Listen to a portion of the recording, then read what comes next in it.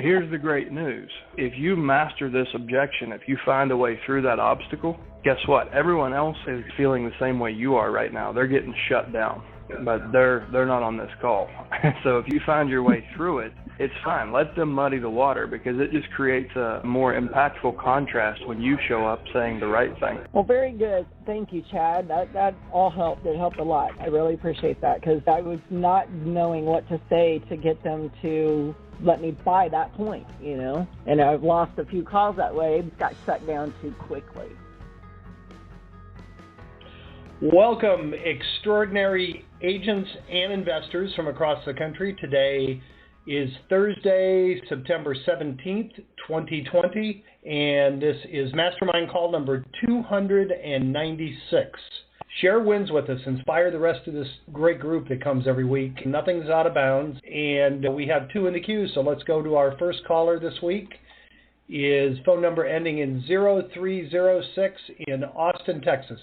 I am so glad to be here. Nothing big question, just wanted to kind of share with you my experience of what you advised from last week. I implemented, and I would say I have good 3-4 days of full work where we spent 90 to 100 minutes on the probate work, which is meaningful work, which means to call out, have meaningful conversations, have meaningful follow-up. And I'm just happy to announce that we got 3 solid, very nice leads, and we are finally getting callbacks from people saying, hey, it seems like you guys do power of attorney work and lost wills, and so people are starting to call back, and it's starting to flow. So I just wanted to share with you guys, I implemented, rather than 90 minutes, I did 100 minutes, so at 10 minutes I can kind of listen to you guys, mastermind calls to warm up my head, then stick to at least good 90 minutes. What I was looking for is meaningful relationships. So the conversation is not about setting an appointment. It's actually thinking, is this the person I can serve the best, and would it qualify for ultimate testimonial at the end? So I just want to say thank you. It's working. I'm very happy with my 1 week results, and I will bring more numbers. That's amazing. You're a heck of an action taker. Thank you for sharing with everybody, Rosie. You're a great example. Thank you, Chad. Thank you. And I did another estate sale interview that I will be posting. Please know, I just want to take a moment and say I'm openly sharing on the group because I'm really wanting to be open of feedback, and kind of helps me get over my own fears too in one or the other way, When I get to be in front of you guys, good, bad, whatever feedback I get, it boosts my confidence. So I thank you so much, everyone, for participating and giving me the word. It allows me and encourages me to go after more. I'm looking forward to bring some big numbers. Thank you. Awesome. Courage. She's openly sharing her best work to get better. So that's awesome. Rosie, you're not lacking in energy and enthusiasm, and it's obvious why you're doing as well as you do. So please keep coming back and sharing. That's a great way to start the call. All right, next up is another enthusiastic person. Rebel, you're up next. Wow, you just knew that was my number, huh?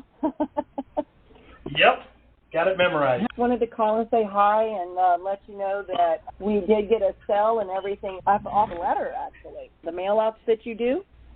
Wonderful. Just a little place, and actually it was a friend that left it to her, but it was just pretty cool to have one that went all the way through, and it was not on the market long. I think it was on there for 7 days. We got it sold and closed on it not too long ago. The things that you offer do work.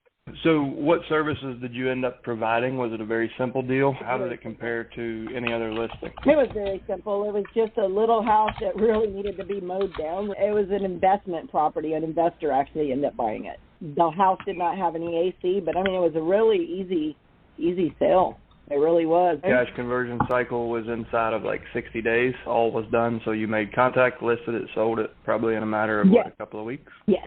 Okay. Theirs was a 3-week close. So that was all in a 30 days. Yeah. We get used to looking at what other realtors are doing, and it's like, oh, man, who doesn't want the $700,000 listing that needs no improvements whatsoever? It's just ready to go to market. But, with those, it takes us longer to sell those, and you work a lot harder for that commission. With probates, a lot of times, like your story is very typical. I would say over 90% of mine went that way. So you list it as is, where is, and you get offers with no contingencies, cash closings, somewhere within 2 weeks to 30 days. For me, it was easier than wholesaling. I was just doing it on MLS, as is, where is. You can do a high volume of them very quickly with a lot less work than it would take on a conventional listing. And I think the reason I'm highlighting that is a lot of times we talk about more complex things on these calls, And I think some people are intimidated by some of the more advanced things we discussed, but this is an everyday deal. These are the ones that roll through consistently. There's deferred maintenance, there's motivation, there are people looking for that type of inventory. They're great. I'm betting a landlord bought it. Am I right? Oh, yeah. He was a builder also. So it was more for the land, and it was over there in Lakeland. It needed to be mowed down and a new house built. But I don't know what he did with it. I haven't went back over there to look. But, yeah, the lady we met out of it, we're hoping to get more clients from her because she ended up turning out almost like family. Every time I went to the lady's house, I was leaving with food and drinks, and, oh, my goodness gracious. The sweetest lady I could have ever met during this, okay? Now, really. Rosie, listen, and Rebel, I don't know if you were on last week's call, but Rosie was looking for purpose to build prospecting discipline, and her purpose became getting 6 amazing video testimonials. And I would encourage you to do the same, especially while that person holds you in such high regard. And while they feel like you've relieved a lot of their stress, reciprocate. Take her a pan of muffins and be like, hey, let's make a video. Or just jump on Zoom and do it. But capture that story. She would do it for us. She fell in love with me and my partner, and so that's a great idea. I will definitely go do that. Don't be afraid to go long form and then edit it down into, a 2-minute clip. But you can use the rest for B-reel. So over time, you can build these kind of customer testimonial mashup videos, right? When you have 50 people, just pull snippets from each of those and just capture everything you can about her experience, like get a great quote from her, and then edit that down into a little testimonial highlight reel. Then you've got the whole conversation that you can use in the future. And it's something that I want to underscore, guys. I can't emphasize enough how important it is that when you get this right, you need to document that because nobody else is. Colette Myers does a good job of this. So if you go to ColetteSellsHouston.com, she has a great probate website where she captures her testimonials. And I would love to see everybody doing that because you do the work, you build these relationships, and if you don't capture it, and trust me, I'm not nearly as good at it as I should be either because it does take a commitment and it is uncomfortable sometimes, but it is worth so much when you can document their success as your service. It helps other people identify with you, especially when they're getting your letter, going to your website, trying to figure out who you are because it sounds too good to be true. And anyone else who sends a letter, I highly doubt that anyone else has gone to that level. So every time you have these success stories, please take the time to capture it. I liked how you said that because I think you can take a long video, put in what you need to for certain things, and still have it for everything else that you need. That's a great idea. Great idea. Thank you, Chad. Well, awesome. Thank you. Thank you for sharing, Rebel. And what was your question? Oh, you're going to laugh, though.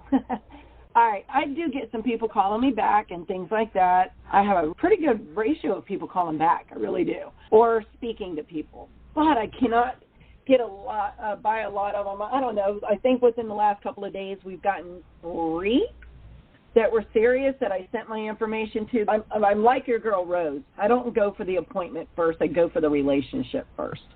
But I can't get past this part of your line where if I could take something off of your plate, what would it be? I found that to be a great line. But people are like, look, what do you want? And I try to tell them what I'm offering, or they just cut me off right there. Am I using it too early or what? No, there's other people muddying your water. So when they have an abrasive response like that, I want you to pay attention to the words you use, but say something like, it seems like, it sounds like, it feels like. Don't be accusatory. But what you want to do is think about what emotion are they feeling that's driving this behavior, and how can I change that emotion?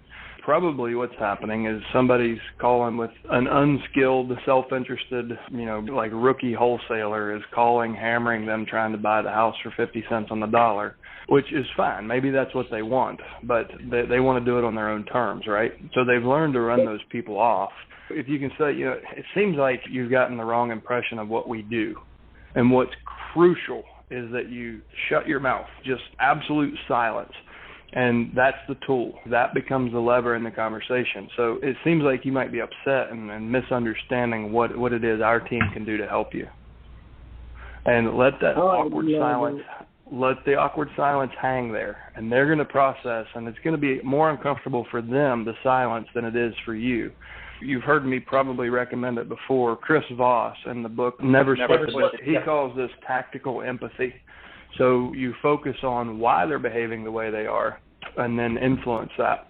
All you're trying to do is short-circuit their nervous system to get them off the pattern that's become comfortable for them, because they found a way to run people off by being a little abrasive. And you're not being accusatory. You're saying, it seems like you might have had some bad experiences and don't really understand why I'm calling. Right, and right. It's almost impossible for them not to engage with you at that point. Oh, that's fantastic. Okay, I'll try that now. That sounds good, because they were cutting me right there, and some of them, I mean, it was just like, damn, I'm quite using that line, but I know it's a good line. So here's the great news. If you master this objection, if you find a way through that obstacle, guess what? Everyone else is feeling the same way you are right now. They're getting shut down, but they're not on this call. So if you find your way through it, it's fine. Let them muddy the water, because it just creates a more impactful contrast when you show up saying the right thing. Well, very good. Thank you, Chad. That all helped. It helped a lot. I really appreciate that, because I was not knowing what to say to get them to let me buy that point, you know. And I've lost a few calls that way. Got shut down too quickly. And now let me ask you this, I guess, because they don't know who called and who didn't call, except for my name is Rebel. I could call them again and try it again. Is that something that should be done or not? Yeah, don't ever be afraid to reengage. I mean, what happens if you don't call? Like, you know that outcome, right? Yep, I do. No doesn't hurt. That's what I always say. So, all right. Well, then I might just get back with them again, and, you know, I'll be like, now, is there something I can take off your plate? And then if they shoot me down again, I know how to come back.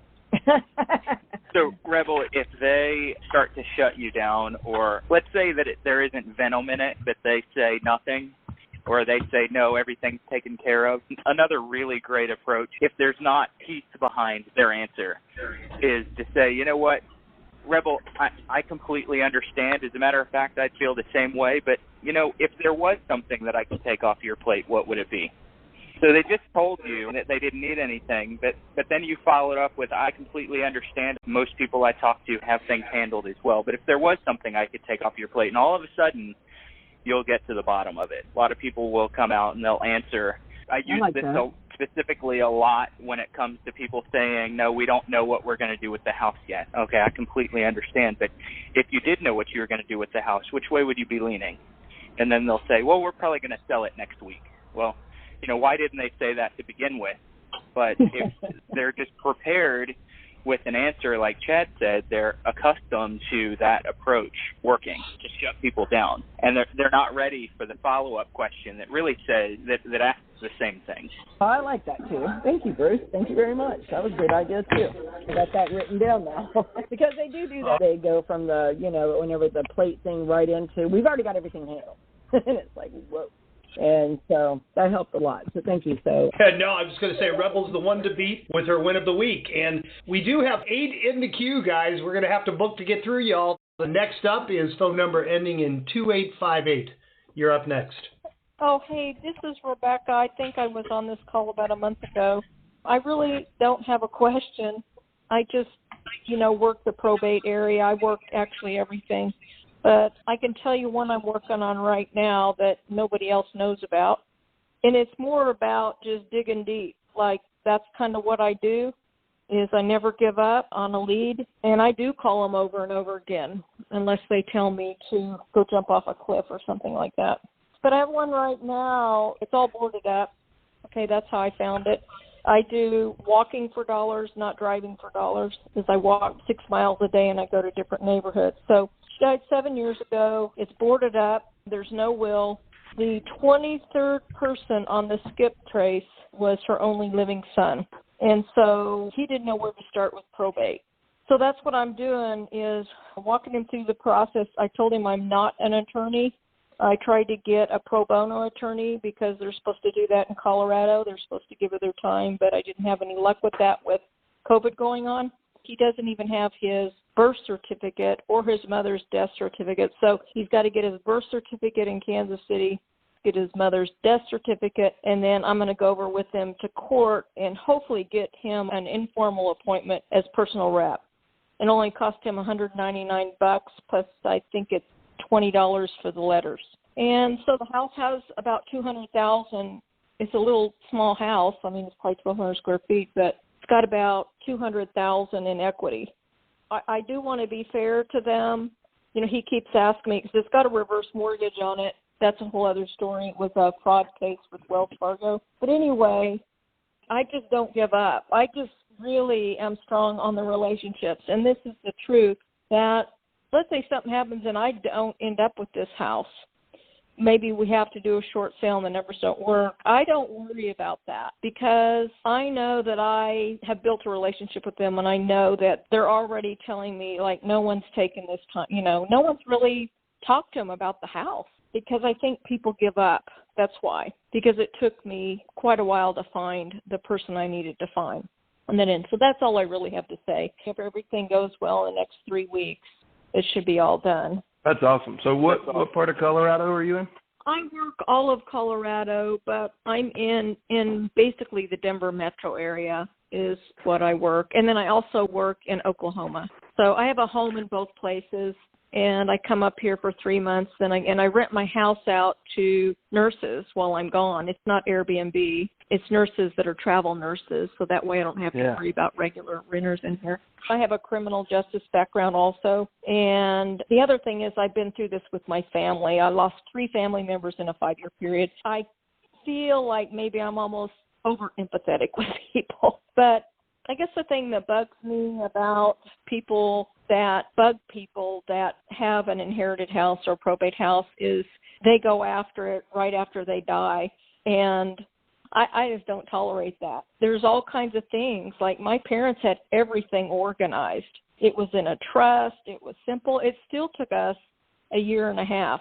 So there's a lot to unpack here. I want to, for the benefit of everybody else, I want to highlight a few things. You are probably the most disadvantaged person on this call because of your market. So Colorado, because so many people were so aggressive at pursuing families, they actually season their probate data. So it comes through late.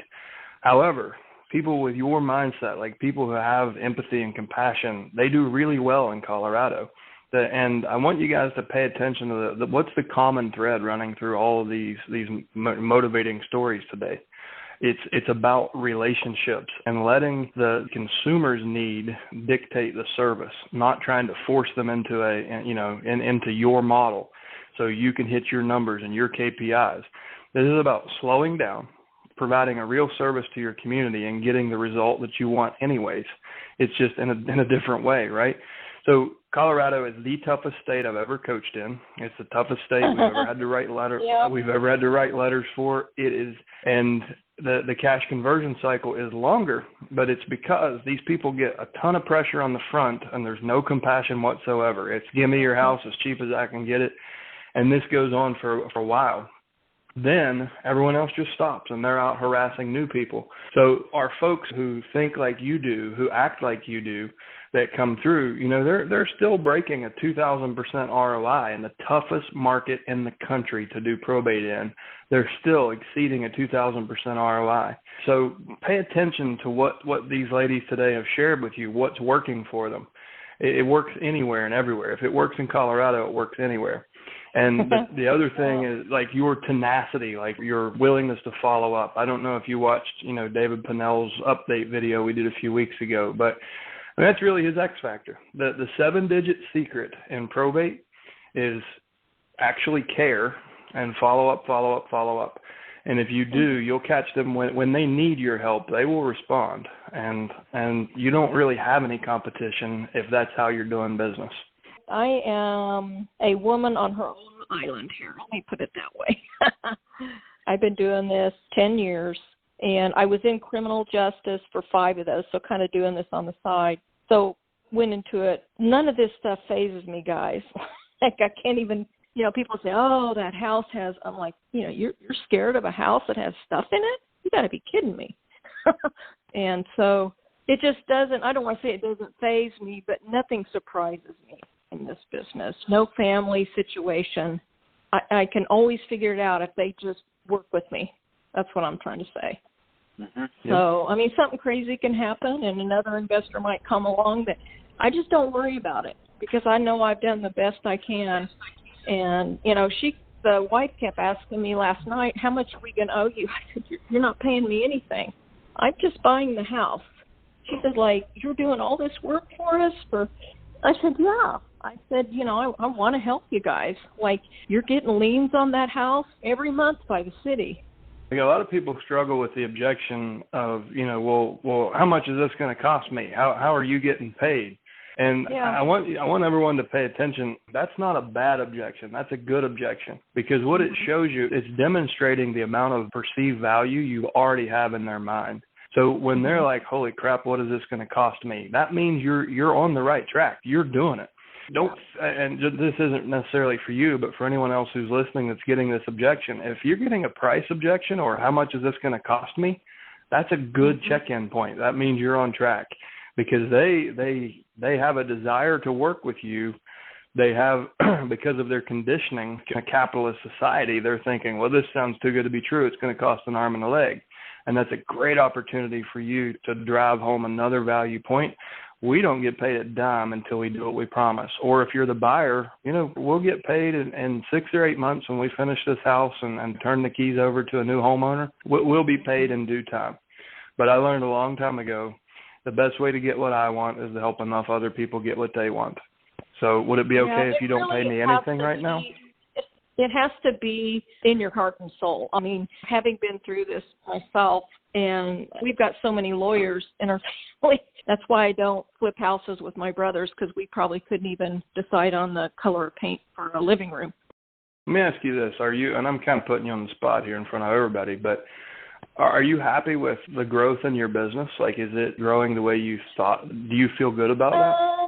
I've kind of pivoted. I mean, I'll tell you honestly, I worked the MLS pretty hard. I went from doing private sellers into really just full-time MLS. I'm not an agent, but I had agents that put in the offers for me. Then as I've moved along, what happens is I have agents that call me with a house that they're struggling with, believe it or not, in Denver, or they're saying, can you come in at X amount?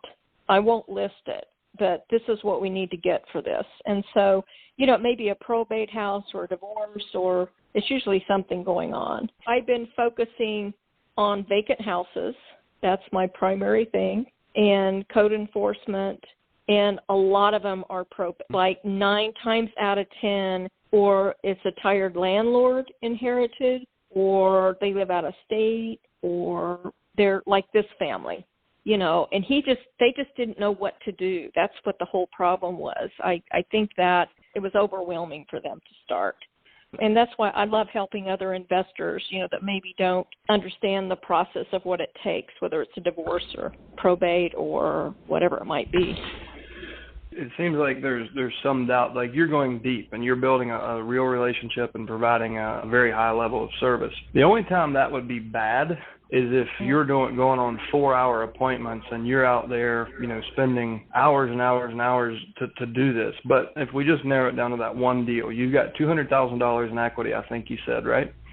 Right. So relative to that outcome, that $200,000 income to your company, how many hours of work do you think you'll do to get to that $200,000? Well, to be honest with you, I haven't even met them in person at all. This has just been on the phone. So I would say I have maybe about 2 hours in it right now. Okay. And then you have all the work to flip it to get to that. Yeah. I called the clerk of court out there, and they're all shut down because of COVID. So when I called the clerk, the probate clerk, I said, look, I've called all these lawyers. This family doesn't have the money. And all these clinics, and she kind of walked me through. I said, this is what it is. Can he do this, without going to court? And she said, it sounds like he can, but he's got to show up out here and all that. And she'll do it in 30 minutes, So that was a relief. I mean, hopefully he won't have to have a court hearing or anything.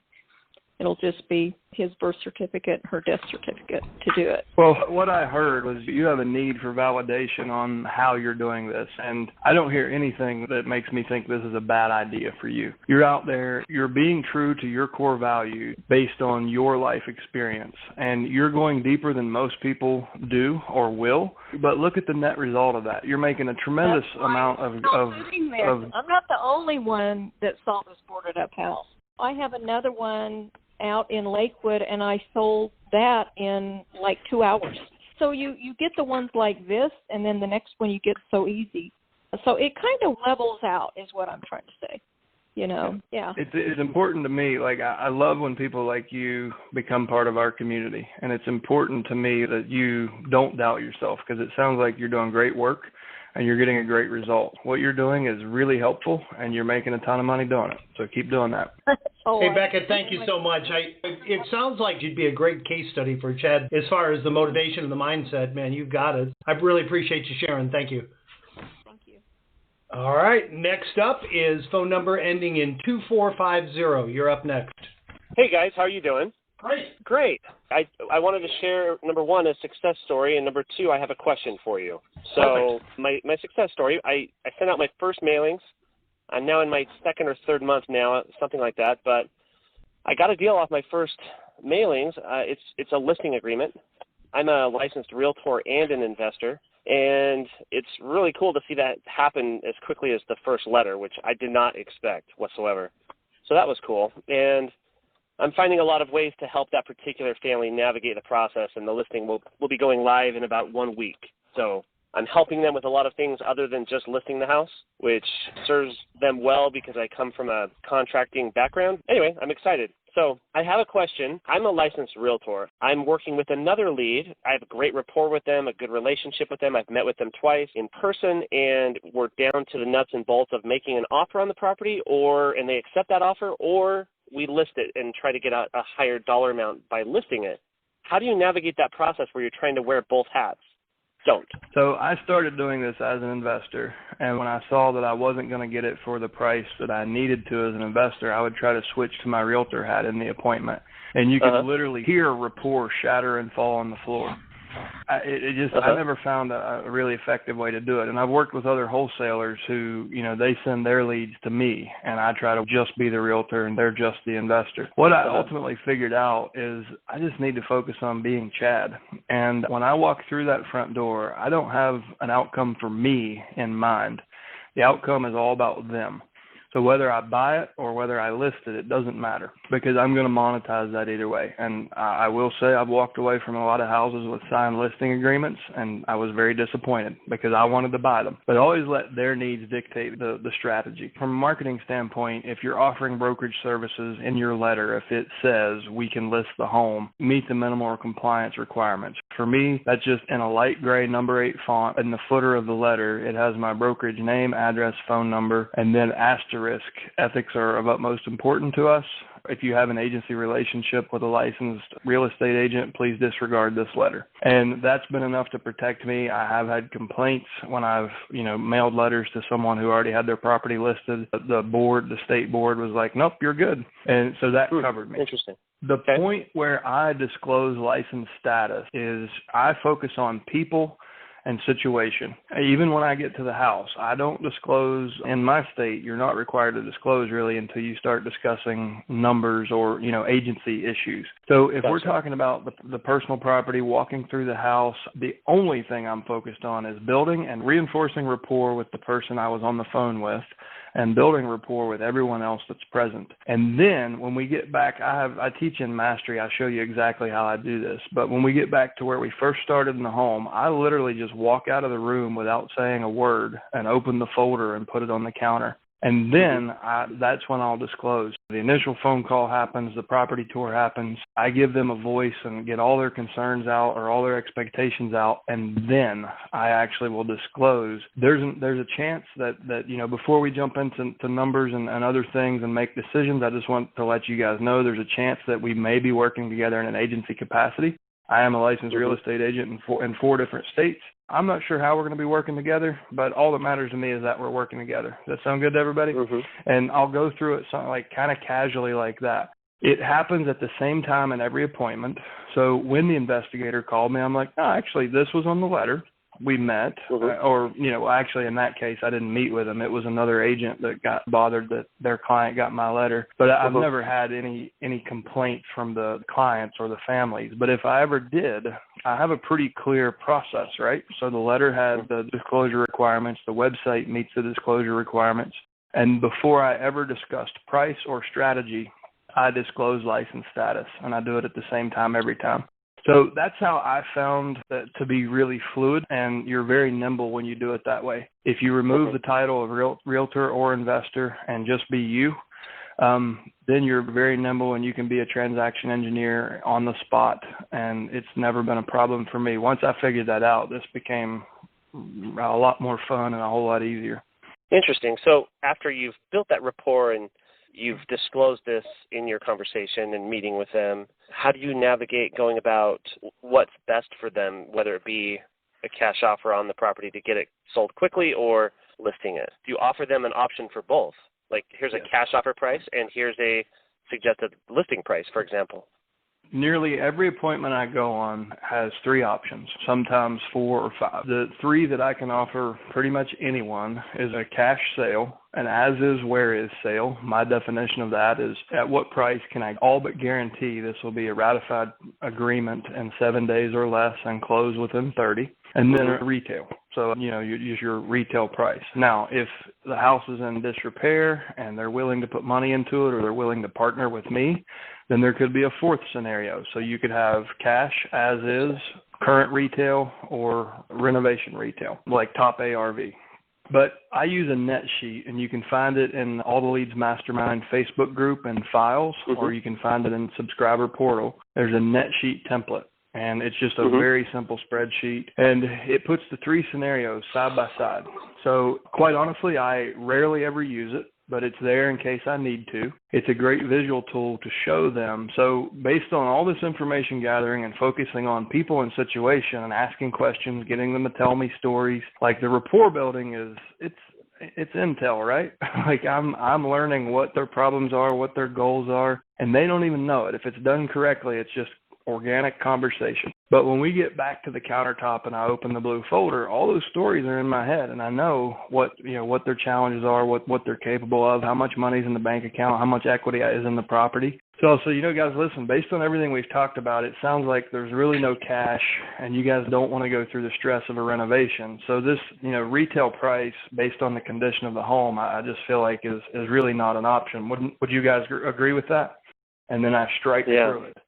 And I'm like, so that leaves us with 2 scenarios. We have an as-is, where-is sale, which means we won't accept any contingencies. It's going to greatly limit the pool of buyers. We'll most likely sell this to a landlord or a first-time home buyer that has saved up for a down payment, to renovate the home. So we can get a higher price. It's going to take longer. We could expect a 45-day window here. Based on everything you've told me, it's really important that you guys get this behind you now so you can move forward. I'm not sure if this one works for you. I think what might be best based on, your level of motivation is just take the cash price. We'll buy it with everything in it. You don't have to lift a finger. You take what personal property you want, and we'll deal with the rest. And within probably 3 to 5 business days, we could have this closed at this price. Which of those 2 do you think is best for you? Which feels most comfortable? And they'll self-select right there. And the highly, highly motivated ones they'll go to the cash. And even though you showed them what they have to lose, kind of illustrate it for them. It's like, in order to get this price over here on the right, you're going to have to risk a considerable amount of capital. You're going to have to go through, the management of the renovation, and you're going to take risk. We're in a market where, during an election year, during a recession, conditions could change. So there's a significant amount of risk involved to get this number. Are you guys comfortable with that risk? Okay, let's just say that that's not an option. If you don't want that exposure, you don't have to do it. So you just kind of knock them, through deduction. You find out what's best for them, and they feel like they chose because you gave them all the options in a very transparent way. And the net result of that is ultimate trust. When I started buying houses this way versus just going in as an investor and mentioning, oh, yeah, I'm a realtor. If this doesn't work out, I can help you. Like the people I worked with, the sellers, were so much more trusting and open. And even when you wholesale it and they see that someone else is closing and you're getting a $15,000 to $25,000 spread, they don't care because you were straightforward with them. You were transparent, and they know what they could have gotten, but they understood what commitment and risk it would take to get that. So that's how I do it. Bruce, I know you had something to add too. At all my appointments, I take a menu with me, and that menu typically has 3 or 4 options, and Chad mentioned sometimes up to 5 or 6. It really reduces the risk of them going with someone else. It reduces the risk of price resistance because ultimately they're the one in control. Many times we get in the way of their buying. So the old adage says everybody loves to buy, but nobody likes to be sold. So instead of butting into their buying process, asking questions and presenting options and letting them choose, and then when they say, well, you know what, we're thinking about maybe this one or that option, instead of saying, okay, let's sign right here, or let me try to sell you on something, you say, okay, which one is more beneficial, or why is it that you're leaning toward those, and let them start the buying process instead of us diving in and starting the selling process. A good sales pitch is a great way to ruin a relationship. Gotcha. That's really useful and helpful. I appreciate both your input. Good deal. Hey, said I can ask my question. I don't know if Jim's on here. Okay, just to give people a testimonial, I was doing what David Pinnell said: look professional and set yourself apart from everybody else. So anyway, I've been dressing more professionally. I wear a button-up shirt, nice dress shoes, nice jeans. Showed up with the flyer that all the leads made for me and gave it to the guy. Walked through. Not sure if the deal's going to work out or not. He's looking for the highest cash offer. And I gave him a number. I tried to give him a listing number and an owner finance number, but he didn't want to take any of those. But he was like, you know what? You weren't this cigar-smoking, suspender-slapping kind of guy who's just trying to sell me on something. And he was like, I really appreciate that. Good for you. And anyone who, I won't recap everything, but David and I, we've talked about that twice now. I usually wear jeans, a button-up, a sport coat, and a pair of really nice leather shoes. That, I know, has gotten me deals because people have told me that. And it's meeting the expectations of the generation you're serving. So these people didn't come up at a time where they watch Gary Vee, wear a T-shirt and drop the F-bomb every 30 seconds. So they have a certain expectation of what standard of professionalism you should have. So whether that's how you dress all the time or not, be authentic to yourself, but outdress your competition because it will make a difference. The other thing I wanted to say, Eddie, is the next time you find yourself in that situation, a lot of times sellers have a perception, and a lot of investors are marketing using that against realtors, that it's complicated. No realtors involved, no commissions paid, yada, yada, yada. It's a big part of their marketing, right? So remind him what an as-is, where-is sale looks like. Most investors are going to close on a 30-day timeline. If you're selling as is, where is in a market cycle, like in the part of the market cycle we're in, can you close it in 30 days? Sure you can. People are falling all over themselves to get inventory right now, investors and consumers. So remind him that it doesn't have to be painful. Like, listen, either way, we can close inside of 30 days. This way you get more money. This way I get more money.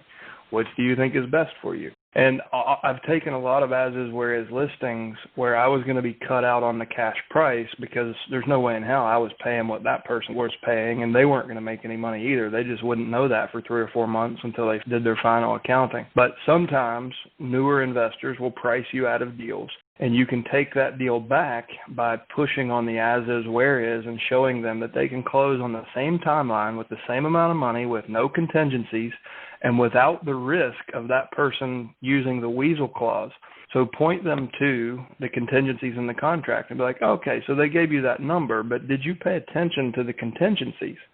Well, what's a contingency? Well, that's what, oftentimes they'll write a contract in such a way that if they can't sell it or come up with the money that they don't have right now, they'll pull the ripcord and you're left empty-handed. You still have the house. You got another month of carrying cost and you have no recourse. So if you could have somebody who's held to a standard of professional ethics and state law dictates how they serve you, can you see how that might be in your best interest if you get the same amount of money in the same amount of time, but you're working with someone who has a lot more to lose? And so you can take that back. If you're getting priced out of your own deal, just take it back as a listing. And I'm sure investors on this call are cringing, but I've had it done to me too. But if you feel like you're going to lose the deal, that's the beauty of having a license. You're nimble. Got it. Okay. Well, that's good advice. So I've been shooting for 100 calls a day, or 100 dials. Not every number works, but 100 dials a day. I don't quite get there, but I get close. And one of the issues that I've been coming across is, like, say I'm calling for Steve and I get Mary. Mary's Steve's wife. And then Mary's like, well, what's this? That's my husband. What's that in regards to? And I usually just do the exact same thing I would do with Steve. I tell them the exact same way. And they, not always, sometimes they're like, hey, here's the number. But more often than not, they're like, no, we're fine.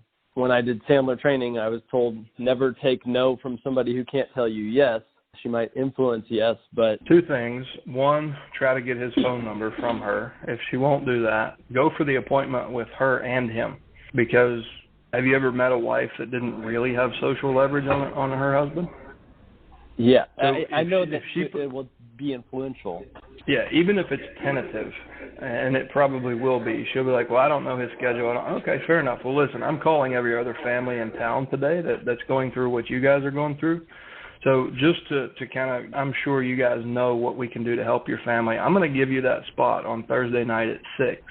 Could you put that on the calendar and just let your husband know? And if it doesn't work out, we can find a different time. But set the tentative appointment, and then, like, as soon as you get that done, ask her a few more questions and find some way to provide value to her. So find some way to show her the benefit of meeting with you guys. And chances are he'll be there. If she won't give you his phone number, get it on her calendar, and then employ her to go make sure he shows up. Okay, that's helpful. And then the previous scenario that you laid out, I'm going to give you a resource that I use to get listings priced accurately, and that is a site called Teradatum. It's a Claris market metric resource. It costs like $100 a year, and if you ever need to show someone clear and concise data to get them to accurately price a house, subscribe for that. So Teradatum is TerAdatum.com. And anybody that needs pricing strategies and data, it's the best resource I've ever found. All right, go ahead. I just had a foot in the mouth moment the other day. Like, I just felt like a complete ass. But so I called on this lady named Lisa something, and the descendant was the same last name. And I was under the impression that it was her brother, and she was like, yeah, on Monday I'm celebrating my first anniversary. And I was like, congratulations. And she was like, well, he died.